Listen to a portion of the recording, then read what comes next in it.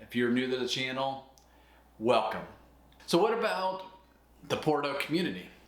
As the second largest city in Portugal, Porto may have you thinking that it is painless to assemble a community of friends.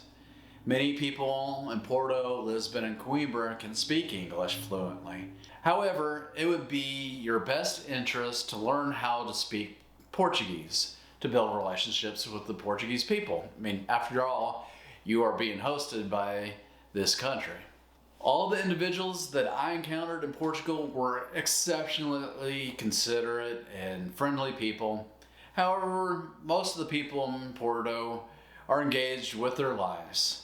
While communicating effectively in English benefits you, it also facilitates more immediate transactions for them. So when you're going to ask for coffee, because you don't know how to say el café or pastel de nata, or that you want this item or that item in Portuguese, then it's just more beneficial for them to say, okay, I got you, But if your objective, like mine, is to integrate into the community, you need to anticipate it'll take some time to make some Portuguese friends. So comprehending the language and practicing speaking to people in these environments, walking to cafes or bakeries, is a wonderful way to make friends. So just speaking the language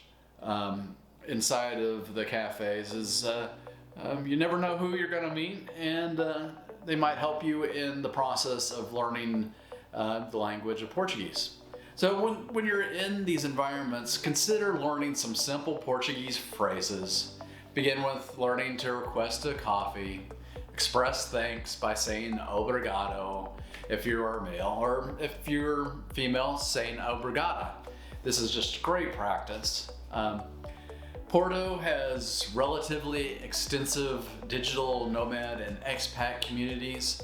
So if you need assistance navigating the ins and outs of Porto, they are a great resource for you to utilize. These established communities are vital if you tend to stay in Portugal. Overall, I would rank Porto's community as an 8. Porto, along with all of Portugal, has cordial citizens. I do not communicate in Portuguese fluently, and I acknowledge I could integrate into communities in Porto with a better understanding of the language. So trying to speak in Portuguese was a high on my priority list in order to learn the ins and outs of places to go in Porto. Though in speaking Portuguese, it was a little bit difficult considering the COVID situation.